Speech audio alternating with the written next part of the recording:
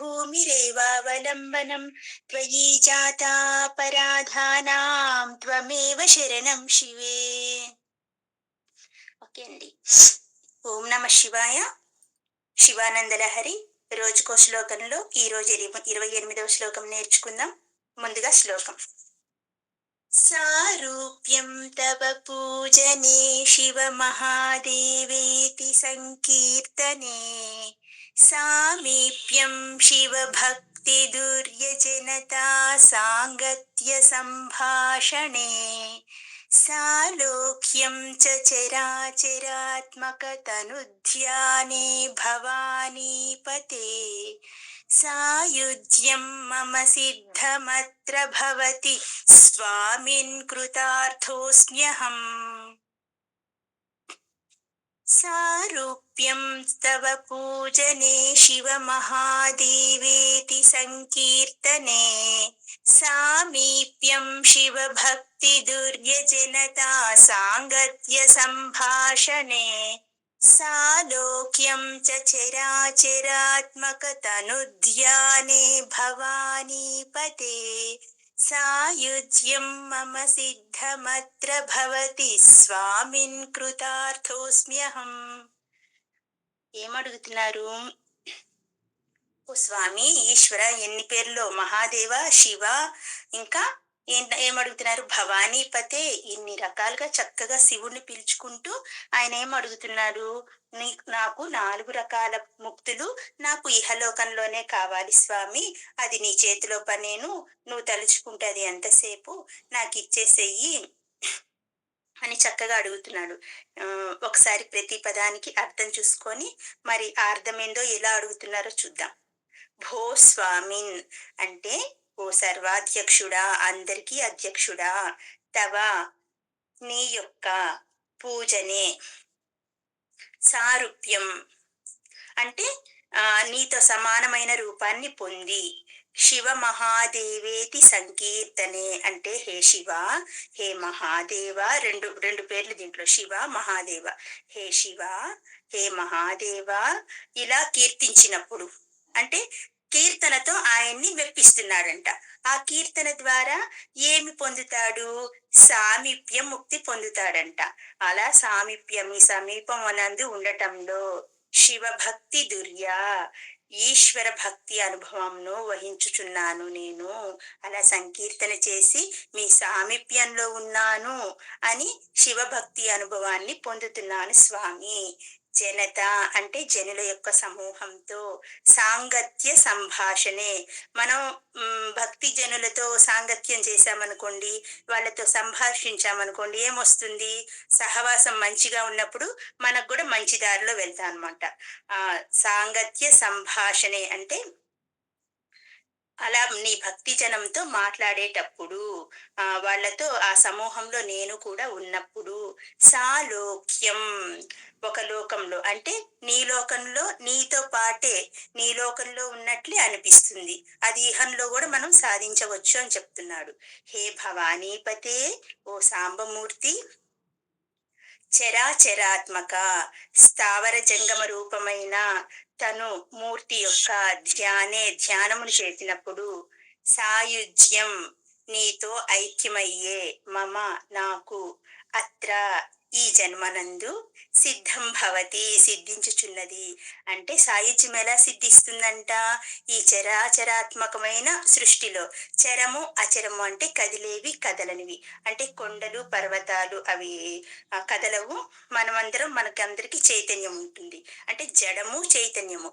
ఇలాంటి అన్ని రూపాలలో నీవే ఉన్నావు అంటే నీ మూర్తే ఉంది అని నేను ధ్యానం చేసుకున్నప్పుడు సాయుధ్యాన్నే పొందుతున్నాను కదా. సిద్ధం భవతి సిద్ధించుచున్నది. అతః అంటే కనుక, అహం నేను, కృతార్థ ధన్యుడను, అస్మి అగుచున్నాను. ఇహలోకంలోనే ఎన్ని రకాల ముక్తులు వచ్చేసినాయో చూడండి. అసలు ఓన్లీ భావంతోనే అన్ని రకాల ముక్తులు వచ్చేసినాయి అంట. ఓ భవానీపతి, నిన్ను పూజించేటప్పుడు సారూప్యము, శివ మహాదేవ అని నీ నామ సంకీర్తనం చేసినప్పుడు నీ సామీప్యము, ఇంకా శివభక్తులతో అంటే శివభక్తి కలిగిన జనులతో సాంగత్యం చేసి, వాళ్ళతో సంభాషించి అంటే నీ చరిత్రనే తలుచుకుంటూ, నిన్నే తలుచుకుంటున్నప్పుడు మాకు సాలోక్యం. ఇంకా చరాచర రూపమైన నీ ఆకారాన్ని ధ్యానించేటప్పుడు సాయుధ్యముక్తి. ఇలా నాకు సిద్ధించినది ఓ స్వామి, నేను కృతార్థుడినే కదా అని చెప్తున్నారు. ఎంత అందంగా అడుగుతున్నారో చక్కగా. అర్థం ఒకసారి వివరంగా చూద్దాము. స్వామి, నేను కృతార్థుణ్ణయినాను అని చెప్తున్నాడు. ఎలా అయ్యాడంటే ఈయన భస్మాతి పుండ్రాళ్లను అంటే భస్మరేఖలను నుదటి మీద పెట్టుకున్న వాళ్ళని అలా పిలుస్తారు. రుద్రాక్ష మాలలను ధరించి తన్మే మనః శివ సంకల్పమస్తు అనుకుంటూ నేను శివుణ్ణి అయ్యాకనే నిన్ను పూజిస్తాను కనుక నాకు సారూప్య ముక్తి కలుగుతుంది స్వామి. అంటే నీ రూపాన్నే అంటే మనం ఏం చెప్తున్నారు, శివుడు ఎలా ఉంటారు, ఎప్పుడు ఒళ్ళంతా విభూతి పూసుకొని రుద్రాక్షలు ధరించి అట్లా ఉంటారు కదా.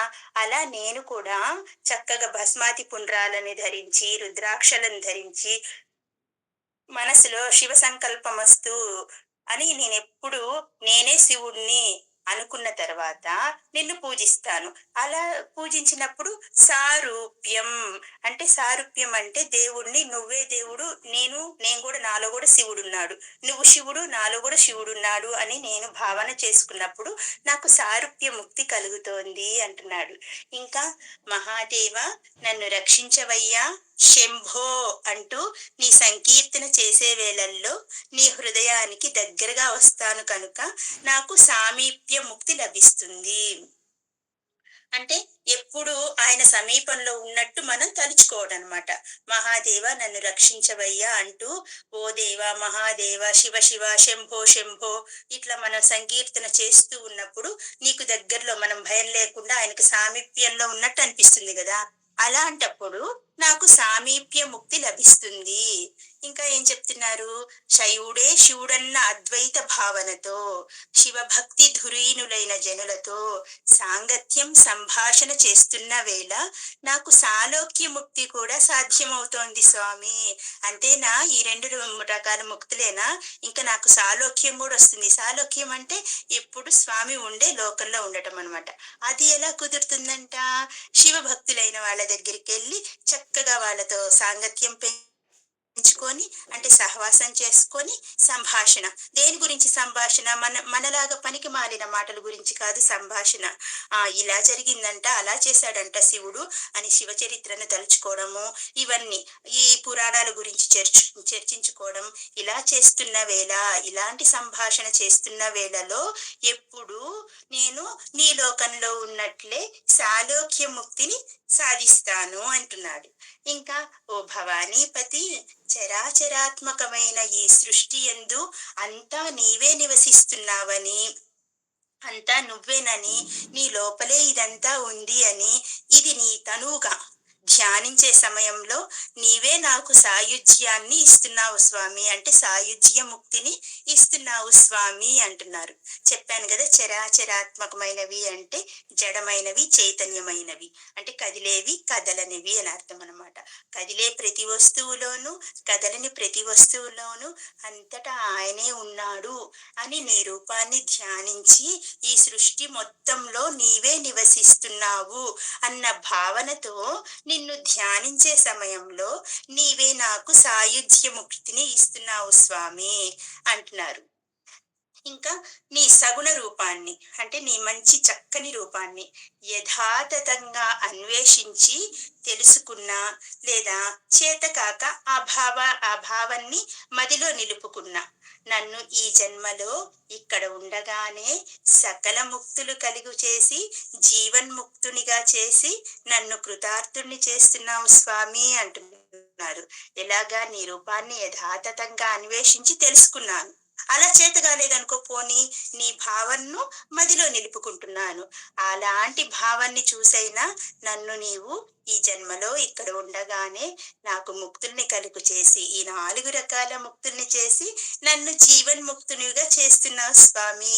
నన్ను కృతార్థుడిని చేస్తున్నావు అని చక్కగా అడక్కనే అడిగి, ఏమి ఆయన ప్రత్యక్షం కాకనే ఆయన ఉన్నాడని తలిచి, అన్ని రకాల ముక్తుల్ని సాధకులకు ఎలా చేస్తే దొరుకుతయ్యా అని చక్కగా వివరించారు ఆది శంకరాచార్యుల వారు. ఓం నమః శివాయ.